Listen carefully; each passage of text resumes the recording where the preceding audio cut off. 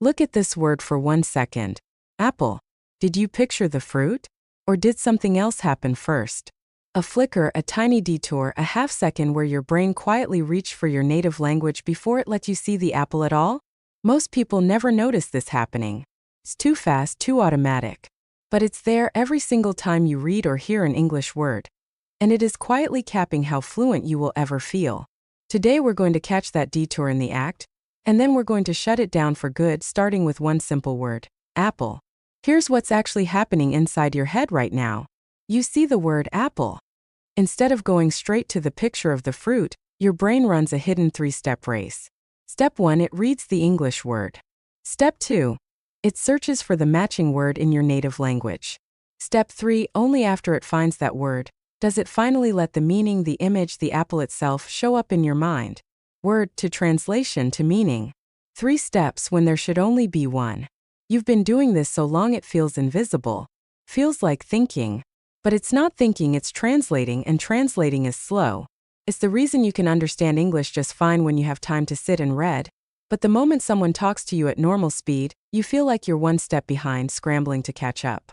It's the reason forming a sentence out loud feels like solving a math problem instead of just saying what you mean. You are not slow. Your method has an extra step built into it, and that extra step is costing you every single time. Here's the part that trips people up the most. Translating feels like it's helping you.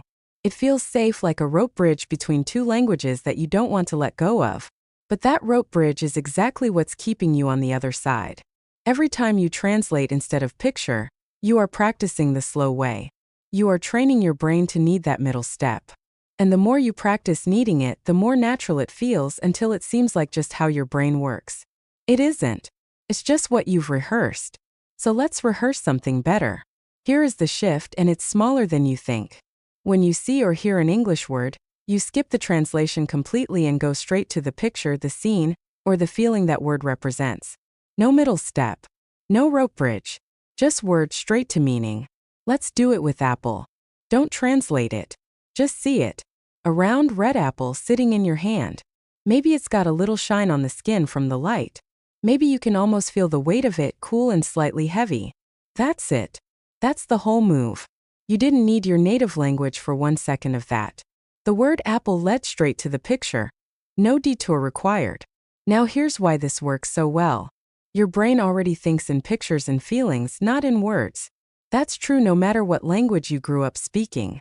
When you picture your childhood home, you don't see a caption underneath it with the word for home.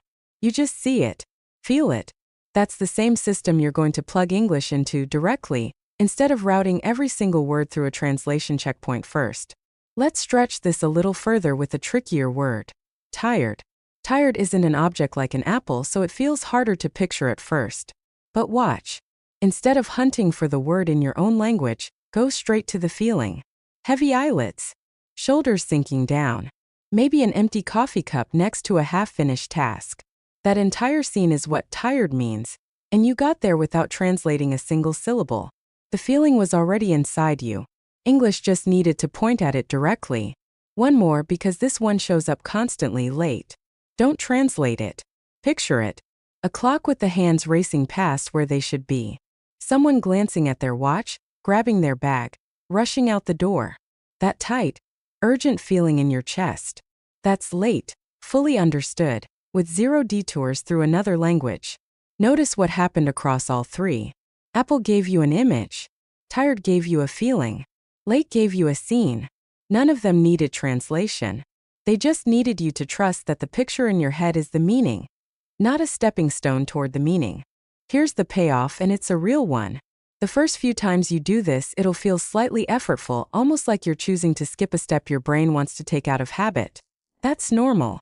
But something starts happening faster than most people expect. Words you practice this way start responding instantly. No lag, no scramble, no mental traffic jam. You hear tired, and you just feel it. You see late, and you just know it. That instant response is what fluency actually feels like from the inside, and you just experienced a small piece of it with 3 words. This is the whole method in a nutshell. Stop translating, start picturing. Every single word you know already has a place in your imagination somewhere. Your job isn't to build a bridge to your native language every time. It's to walk straight there. So here's what I want you to do tonight. Pick 5 ordinary objects around your room right now. A cup, a window, a chair, whatever's nearby. Look at each one and say the English word out loud, and instead of letting your mind reach for the translation, force it to go straight to the object itself, the color, the texture, the feel of it in your hand if you're holding it. No detours. 5 words, 5 direct pictures, no translating allowed. Do that every night for a week, and you will start to feel that half-second lag shrinking word by word until one day you realize it's just gone. Your brain was never lying to you about the apple. It was just taking the long way there. Today you learned the short way. Go practice it.